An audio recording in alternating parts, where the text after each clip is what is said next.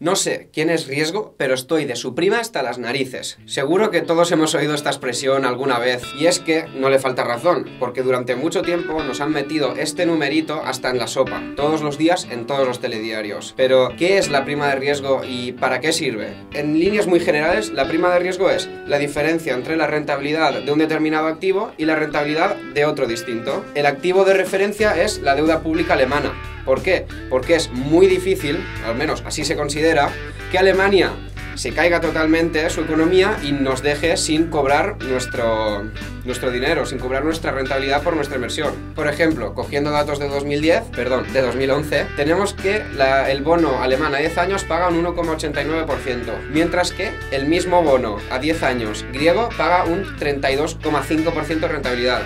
¿Cuál es la prima de riesgo? Cogemos ese 32,5% y ese 1,86% y los restamos. Ese resultado lo multiplicamos por 100 y nos da un resultado de alrededor de 3.070 puntos básicos. Esa es la prima de riesgo griega en ese momento. En base a la evolución de las primas de riesgo, podemos hacernos un poco una idea de cómo ha funcionado, cómo se ha desarrollado el proyecto de la Unión Europea. En primer lugar, vemos que las primas de riesgo son prácticamente iguales para todos los países. Los mercados no discriminan entre comprar deuda española o deuda griega. El problema llega en 2008 con la quiebra de Lehman Brothers y el inicio de la crisis económica y financiera mundial. A partir de aquí las primas de riesgo empiezan a separarse entre ellas o incluso algunas a subir más de lo que tocaba. El principal problema llega en mayo de 2010, cuando los mercados empiezan a ver o empiezan a sospechar que las finanzas públicas griegas podrían haber sido falsificadas para entrar en la Unión Europea. A partir de aquí las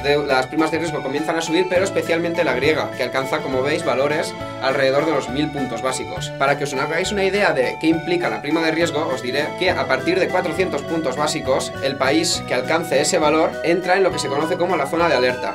Y si su situación empeora aún más y se alcanzan los 600 puntos básicos, se considera que el país debe ser rescatado. Con estos datos podemos detectar los distintos rescates que han habido en Europa, como por ejemplo el de Irlanda en 2011 y el de Portugal en 2012. También podemos detectar el rescate virtual o el rescate a la banca que tuvo que pasar España en 2012, cuando su prima de riesgo alcanzó su valor más alto en la historia, que fueron 640 puntos básicos. Toda esta crisis de deuda soberana o deuda pública que han pasado los países de la Unión Europea ha sido un duro golpe para la credibilidad del propio proyecto europeo. Credibilidad que aún se ha reducido mucho más tras los últimos acontecimientos relacionados con el Brexit y el resto de elecciones que están sucediendo en países como Francia o Holanda. En el caso de España, actualmente, la prima de riesgo es mucho menor. Parece ser que está más tranquilita, más silenciosa, y solo nos la muestran en algunos telediarios de pasada, como quien habla del tiempo. ¿De verdad creéis que esto es así? ¿De verdad creéis que todo el peligro ya ha pasado? Voy a mostraros unos gráficos que muestran la actividad o las actuaciones de los principales bancos centrales del mundo,